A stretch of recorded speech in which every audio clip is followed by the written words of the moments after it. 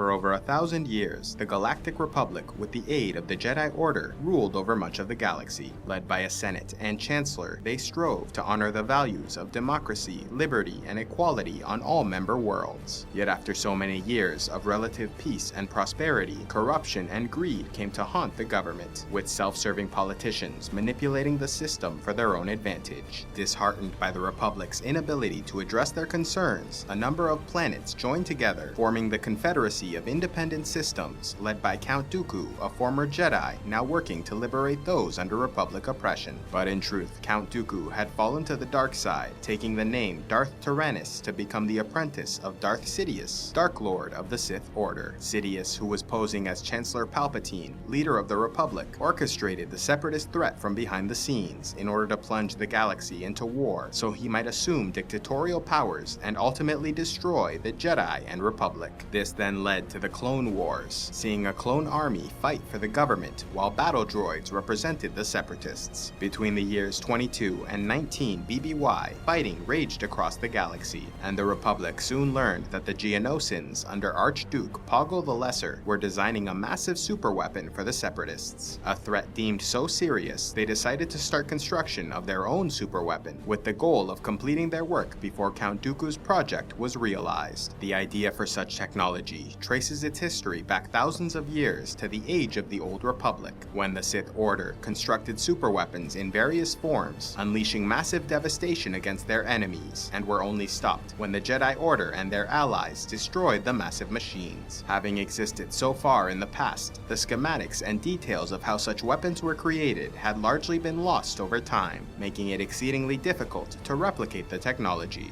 Undeterred by such limitations, the Republic government, under direct orders from Chancellor Palpatine and Grand Vizier Mas Amedda, authorized the formation of a strategic advisory cell to work in secret and begin the process of building the weapon. In order to oversee the project, the ambitious Lieutenant Commander Orson Krennic was made director, leaving his position with the Corps of Engineers in order to advance his standing within the government. Yet as they studied and planned for the weapon's construction, Krennic understood there was only one man capable of seeing the project realized. Remembering his old school friend Galen Erso, a brilliant scientist who'd spent much of his life researching and working on energy production. But Erso was known to be eccentric and frustratingly principled, considering himself a pacifist and conscientious objector, refusing to take sides during the Clone Wars. He therefore went to work for the Zerpan Corporation on the remote planet of Vault, attempting to create artificial kyber crystals, which he knew had enormous potential for his energy research, but which were exceedingly rare and difficult to attain because of the restrictions placed on the crystals by the Jedi Order, who used them to power their lightsabers and who claimed the crystals were attuned to the Force. Yet the war eventually found them, with Vault becoming a separatist world, seeing Galen arrested and accused of espionage for the Republic. Vault then offered to free him if he committed to working directly for their government, but he refused, steadfast that he was a neutral party and would not involve himself in the war. During his incarceration, he was separated from his pregnant wife, Lyra Erso, but remaining on relatively friendly terms with his jailers, was allowed to attend the birth of his daughter Jyn. Krennic, learning of his old friend's peril, led a Republic operation, first to capture separatist operatives, then trading them for the Erso family. After rescue, he launched an unexpected attack against Vault, allowing for the world to be captured by the Republic.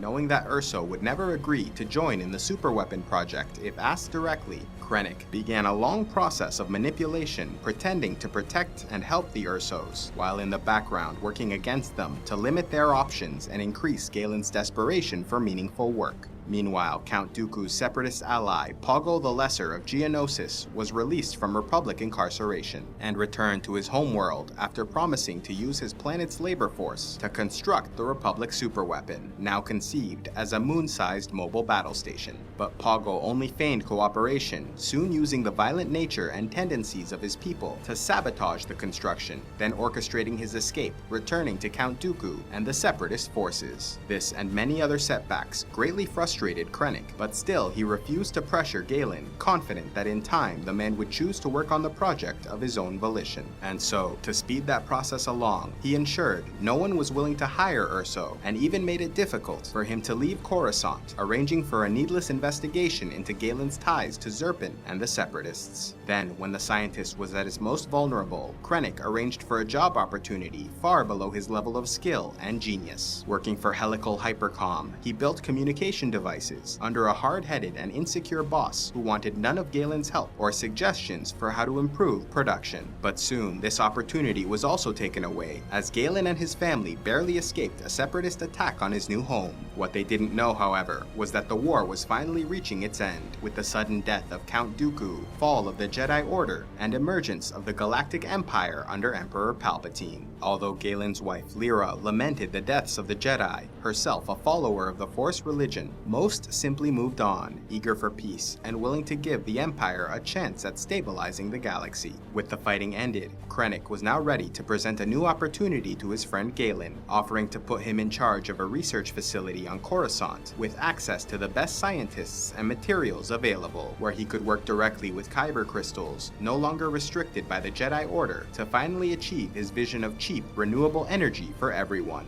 Krennic then continued his manipulation and lies, stating that the Emperor shared Galen's desire for renewable energy, authorizing Project Celestial Power for that very purpose. This was Galen Erso's dream job, and so he accepted, moving permanently to Coruscant to begin his work. Lyra Erso, however, was proving an obstacle to progress, as she did not trust Krennic and greatly resented the Emperor and Empire for their callous betrayal of the Jedi. And so the Lieutenant Commander arranged for a project to occupy her time, sending her to a remote world in search of a new source of kyber crystals. With no more distractions, Galen was able to make tremendous progress and became a dutiful servant of the Empire after Krennic informed him that Separatist sympathizers and anarchists were continuing to fight against them, even destroying some of the facilities dedicated to furthering Galen's research. Krennic's connection to his old friend now finally paid off as he gained popularity and standing in the government, becoming an ally of Mas Amedda and being promoted to the rank of commander. Yet already, the seeds of his downfall were planted, as Lyra Erso was now working with a Dracilian smuggler named Has Obit, who had been pressed into service by Krennic many years earlier, working on covert projects for the Republic and Empire. The friendship he developed with Lyra and her child Jin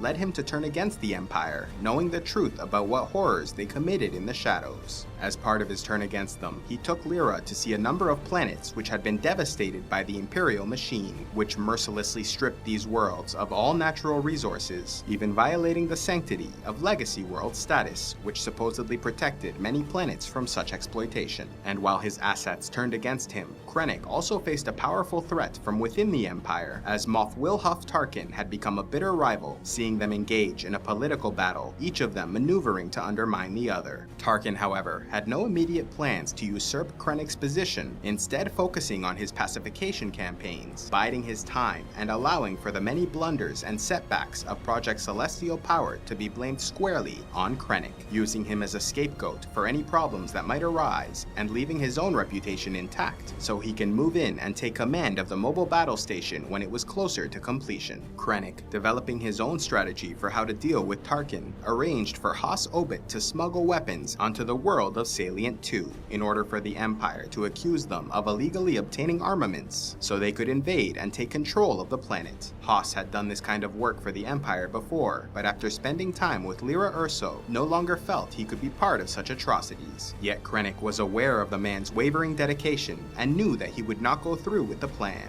And just as expected, Has betrayed the Empire, gathering together a ragtag group of rebels to help Salient forces resist Imperial conquest. Among his crew was the veteran warrior Saw Gerrera, who fought in the Clone Wars to liberate his homeworld of Onderon, and now, seeing through the Empire's lies, fought them. Moff Tarkin, charged with the annexation of the world, was now bogged down in a difficult fight against Salient insurgents, occupying his time and attention, allowing for Commander Krennic to continue his work undisturbed. But soon, the tables turned against him, as Tarkin completed his conquest of Salient, capturing Has Obit alive while Saw Gerrera escaped. Has Hoss was interrogated and turned into a spy for Tarkin, allowed to escape captivity and head for Coruscant, where he was instructed to return to the service of Krennic so he might leak information to his new Imperial master. At the same time, Lyra and Galen were discovering the truth of Project Celestial Power, learning about the Empire's atrocities on other worlds and how they were attempting to weaponize his research. After a tense argument with Krennic in which their suspicions were all but confirmed, the Erso family fled Coruscant, arranging passage through their friend Hoss Obit, now free from Imperial custody. But escaping with the former smuggler and rebel would be too obvious and easily detected by Krennic, and so Hoss sent his comrade Saw Gerrera to pick them up and relocate them to the distant world of La Moon, where they might be safe from the Empire. Hoss, meanwhile, returned to Krennic's service, claiming he was simply trying to save his own life on Salient and never intended to turn against his Imperial benefactor. Krennic hesitantly accepted his explanation, unaware that he was now working with a Tarkin spy. In addition, the loss of the genius Galen Erso reflected poorly on the commander, and while he claimed that other scientists could continue the man's work, it was clear progress would be slowed significantly, causing him to be demoted back to the rank of lieutenant commander, with his hated enemy Wilhuff Tarkin assigned to Sentinel Station in order to oversee Krennic's continued work on the mobile battle station. Furious with the Ersos, Krennic vowed to search for them, no matter how long it might take, unwilling to end his efforts until they were found. For years, Orson Krennic searched for the genius Galen Erso, at last finding him on Lamu in 13 BBY, forcibly recruiting him back into the Empire. Having feared this day might come, the Ersos had a backup plan to escape to a designated area where their old friend Saw Gerrera would find them. But Galen chose to stay behind, distracting Imperial forces while his wife and daughter escaped. But Lyra Erso refused to leave her husband, sending her daughter to the evacuation point alone, while she confronted Krennic with a blaster. Unfortunately, she was only able to shoot him in the shoulder before she was taken out by Imperial death troopers. Galen, distraught at witnessing his wife's death, was taken into custody, but his daughter was able to escape, raised as a member of Saw Gerrera's rebel cell, fighting to end the tyranny of the Empire. For 8 years they traveled together, until her identity as the daughter of Galen Erso began to threaten the rebels, and so Saw left Jyn behind, confident she could survive on her own. During his time with the Empire, Galen realized they were determined to build the mobile battle station with or without his assistance, and so became heavily involved in the project in order to slow its progress as much as possible. For 13 years, he worked steadily, becoming integral to the superweapon's construction, and coming up with a plan to build a fatal flaw into the project's design, a detail so small and tucked away within the vast complexity of the weapon, no one would be able to find it unless told where to look. And so, as the Death Star neared completion, he recruited an Imperial pilot named Bodhi Rook, convincing him to change allegiances, then sending him with a message for the Rebel Alliance and his daughter. On Galen's instructions, the pilot delivered the message to Saw Gerrera and his rebel cell, located on the moon Jedha. The Rebel Alliance then learned of the message and decided to track down Jyn Erso, recruiting her to meet with Saw and discover the truth about the message supposedly sent from her father. And so the Alliance sent a team to rescue Jyn from Imperial incarceration, as she was serving a sentence of 20 years for her attempt to blow up a ship on the planet Korulag in order to steal weapons from the world's petty dictator.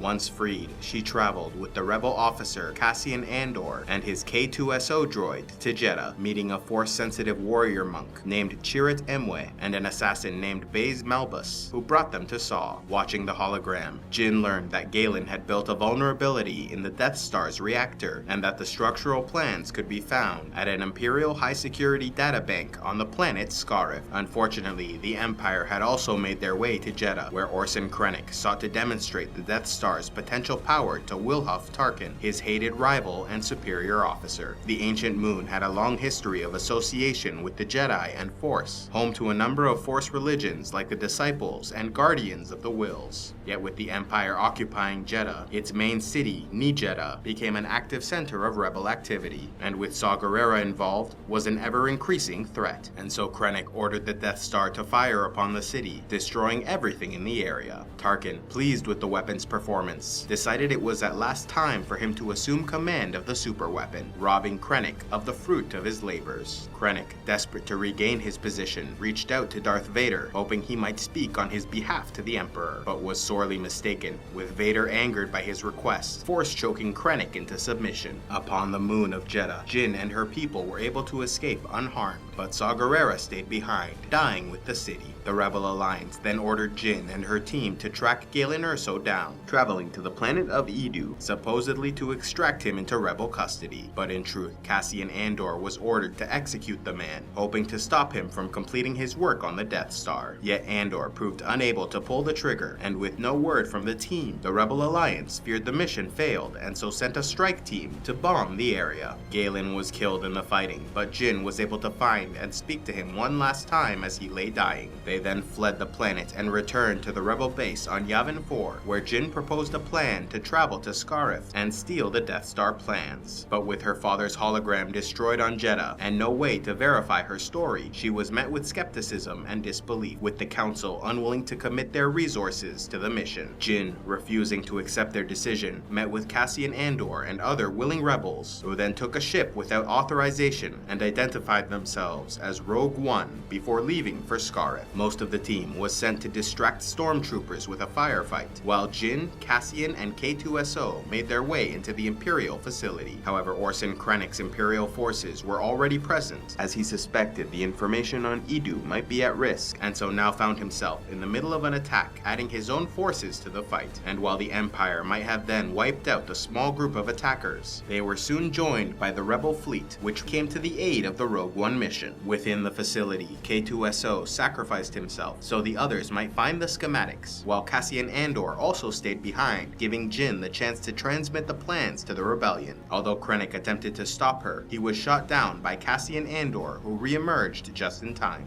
Wilhuff Tarkin, who had now arrived aboard the Death Star, chose to fire upon the main city, sacrificing Krennic and the Imperial base in order to destroy the rebel forces attacking and compromising their facilities. As a result, Jyn and the rest of the Rogue One team died on the planet, but not before successfully completing their mission and transmitting the Death Star schematics to the rebel fleet. With no way to save those fighting on the planet, the rebel ships began to jump into hyperspace. But at the last moment, Darth Vader arrived, boarding the main rebel ship, and carved his way through their soldiers to find the man in possession of the Death Star schematics. Yet he arrived too late, as the last survivors made their way onto the waiting ship of young Princess Leia, tasked with taking the information to Obi-Wan Kenobi, one of the last living Jedi, in the hope he might find a way to destroy the Death Star and defeat the Empire.